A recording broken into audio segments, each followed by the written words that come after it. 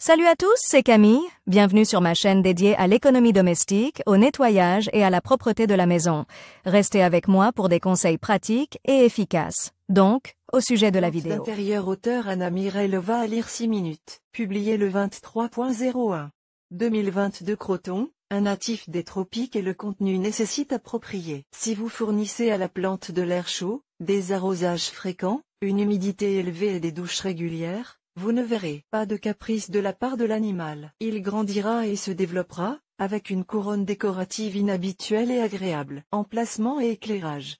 Le croton a besoin d'une lumière vive, sinon les feuilles prennent une couleur verte. La plante ne doit cependant pas être exposée à la lumière directe du soleil. Ceci est particulièrement vrai en été. Le buisson doit absolument être ombragé, et il est préférable de placer le vase non pas sur le rebord de la fenêtre sud, mais à proximité. Une variante avec un emplacement saisonnier est possible. En été, placez le cap de Joseph sur les fenêtres orientées au nord, et en hiver, revenez au sud. Si la lumière est insuffisante pendant la période la plus froide de l'année, veillez à l'éclairer artificiellement. Lorsqu'il fait chaud, vous pouvez sortir le vase avec le codium dans la cour. Choisissez simplement un endroit où la lumière est diffuse. N'oubliez pas de faire tourner de temps en temps le pot autour de son axe, afin que les feuilles reçoivent la lumière de manière uniforme. La température.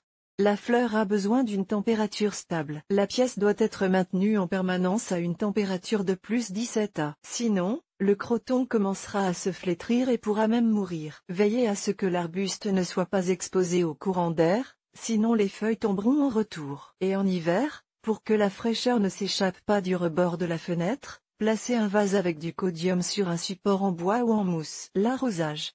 L'hôte des tropiques aime l'humidité. En été, la terre doit être humidifiée en permanence, sans attendre que le substrat se dessèche. En cas de forte chaleur, vous devrez arroser votre animal tous les 2 jours. Par temps chaud, une fois tous les 2 ou 3 jours. En automne et en hiver, réduisez de moitié la quantité de liquide pour la fleur. Une fois tous les 5 à 7 jours suffit. Sinon, l'excès d'humidité peut entraîner le pourrissement des racines. Vous avez remarqué que le croton a perdu ses feuilles? Donnez immédiatement beaucoup d'eau à votre animal et vaporisez la verdure à l'aide d'un pulvérisateur. Ce n'est qu'ainsi que la plante pourra retrouver son aspect d'origine. Arrosez avant d'arroser et n'arrosez qu'avec un liquide à température ambiante. Veillez à évacuer l'excédent d'eau du puisard. Humidité de l'air.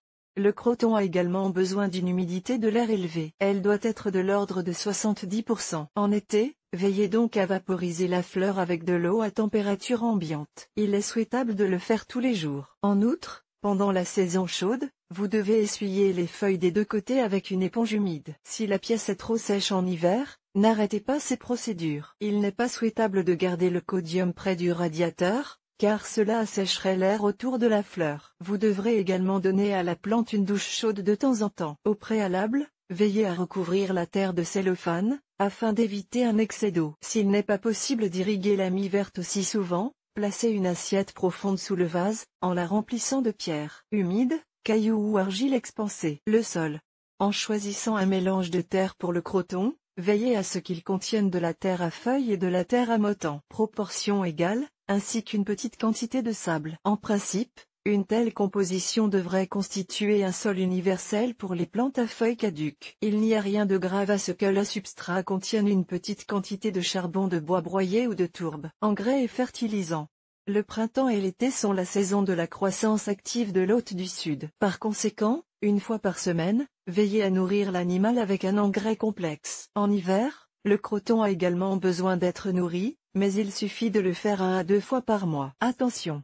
Un excès d'azote dans les engrais peut entraîner une perte de décorativité des feuilles de la plante. Dès que vous avez arrosé la plante, ajoutez immédiatement de l'engrais. Les substances utiles se répandront ainsi plus facilement dans le sol. Rempotage.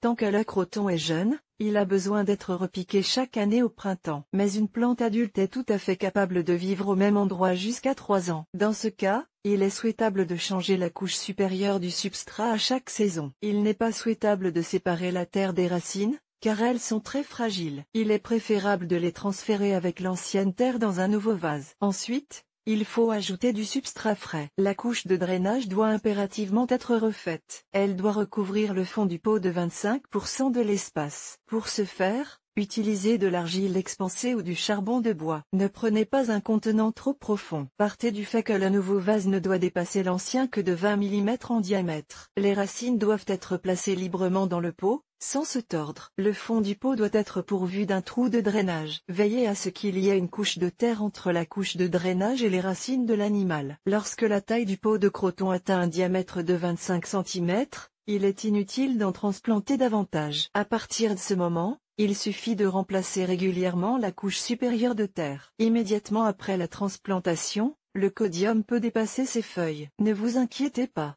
Il a simplement besoin de temps pour s'adapter aux nouvelles conditions. Pendant le premier mois suivant la transplantation, la plante n'a pas besoin d'engrais. Taille.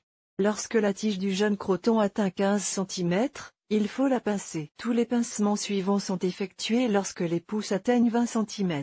En taillant une plante adulte, vous pouvez lui donner presque n'importe quelle forme. Veillez simplement à recouvrir les points de coupe avec du charbon de bois broyé ou de la poudre de soufre. Coupez les bourgeons floraux ou les tiges florales qui sont apparus sans pitié. Ils n'embellissent pas le codium et le processus de floraison en soi enlève beaucoup d'énergie à l'animal et aggrave l'état des feuilles décoratives. Ne jetez pas les pousses effeuillées, mais utilisez-les comme boutures pour propager la fleur. La taille permet de donner au sous-étage un aspect esthétiquement agréable. N'oubliez pas que le croton se développe comme un arbre. Si vous voulez en faire un buisson luxuriant, vous devrez être patient, car les branches latérales poussent beaucoup plus lentement. N'essayez pas de couper cette plante exotique sous la racine. Le croton libère une telle quantité de sève laiteuse qu'il provoque une maladie des fleurs. Si l'arbuste semble avoir poussé suffisamment haut, supprimez les pousses trop longues à la toute fin de l'hiver, mais pas plus de 15 cm.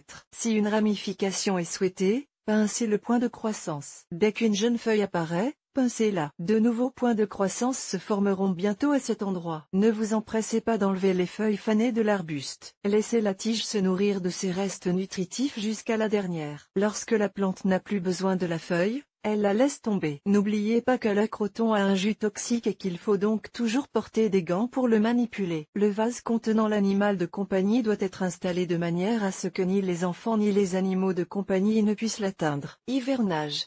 En automne, le croton doit migrer de la fenêtre nord vers la fenêtre sud. La plante a désormais besoin d'être arrosée beaucoup moins souvent. Veillez cependant à ce que le substrat ne se dessèche pas et qu'il reste constamment humide. Il est nécessaire de continuer à pulvériser le buisson à l'aide d'un pulvérisateur et d'essuyer les feuilles avec un chiffon humide. Mais faites-le de temps en temps. Il est préférable de reporter au printemps la douche préférée du croton. Cette fleur exotique est précieuse pour ses feuilles et non pour ses fleurs. C'est pourquoi vous devez accorder une attention particulière aux soins de la plante, afin que les feuilles ne tombent pas et que le tronc ne se dénude pas. Avec un peu de doigté, tout se passera bien. Et le croton plaira à ses propriétaires avec une belle coiffe de feuilles aux teintes et aux formes variées.